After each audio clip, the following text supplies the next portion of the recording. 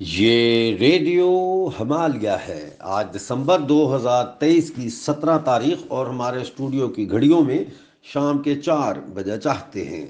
اب آپ ڈاکٹر امجد ایوب مرزا سے خبریں سنیے۔ پاکستانی مقبوضہ جموں کشمیر کے سابق وزیر اعظم تنویر الیاس نے کہا ہے کہ آزادی اظہار رائے پر پابندی درست نہیں ہے۔ یہ بات انہوں نے ڈیفیمیشن ایکٹ 2021 کے حوالے سے کی، جس کا مسودہ آزاد کشمیر اسمبلی میں جمع کروا دیا گیا ہے۔ انہوں نے کہا کہ بلدیاتی نمائندوں کو اختیارات دلانے کے لیے وہ جنگ لڑیں گے۔ یاد رہے کہ 31 سال بعد تنویر الیاس کی سرکار نے پاکستانی قبضے والے جموں کشمیر میں بلدیاتی انتخابات کروائے تھے، لیکن 1 سال گزر جانے کے بعد بھی انہیں نہ تو اختیارات دیے گئے اور نہ ہی ترقیاتی فنڈز۔ پاکستانی قبضے والے گلگت بلتستان کی طرح پاکستانی قبضے والے جموں کشمیر میں بھی بجلی کی طویل لوڈ شیڈنگ کے خلاف مظاہرے شروع ہو گئے ہیں اور لیپا کے عوام نے ٹنل چوک جام کر دیا۔ پوری وادی لیپا حکومت مخالف نعروں سے گونج اٹھی۔ انتظامیہ 4 گھنٹے مذاکرات کرنے کے بعد ناکام واپس لوٹنے پر مجبور ہو گئی۔ بعد میں اسسٹنٹ کمشنر کی یقین دہانی پر احتجاج 72 گھنٹوں کے لیے ملتوی کر دیا گیا۔ پاکستانی مقبوضہ جموں کشمیر کے شہر میرپور میں میرپور ڈسٹرکٹ بار ایسوسی ایشن نے 23 دسمبر کو وکلاء کا ریاست گیر کنونشن منعقد کرنے کا اعلان کر دیا ہے۔ کنونشن میں گلگت بلتستان اور پاکستان سے بھی وکلاء کی بڑی تعداد کنونشن میں شرکت کرے گی۔ یہ اعلان میرپور ڈسٹرکٹ بار کے صدر کامران طارق نے کیا۔ پاکستانی مقبوضہ جموں کشمیر کے شہر راولا کوٹ میں انجمن تاجران نے بجلی کے بلوں پر ٹیکسز ختم کرنے کا مطالبہ دہراتے ہوئے 21 دسمبر کو 12 بجے سے 3 بجے تک مکمل شٹر ڈاؤن اور دھرنے کا اعلان کیا ہے۔ دھرنے سے احتجاجی مظاہرے کا آغاز بھی کیا جائے گا۔ انجمن تاجران راولا کوٹ کے صدر سردار عمر نذیر نے عوام سے اپیل کی ہے کہ بجلی کے بلوں کا مکمل بائیکاٹ جاری رکھیں۔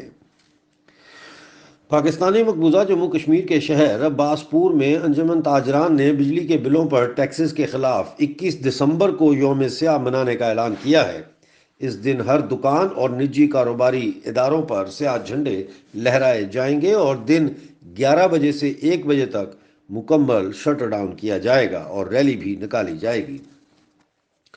پاکستانی مقبوضہ جموں کشمیر کے دارالحکومت مظفر آباد میں عوام کو آٹا نہ ملنے پر محکمہ خوراک کے متاثرہ غریبوں کی متاثرین ایکشن کمیٹی نے احتجاجی مظاہرہ کیا ہے۔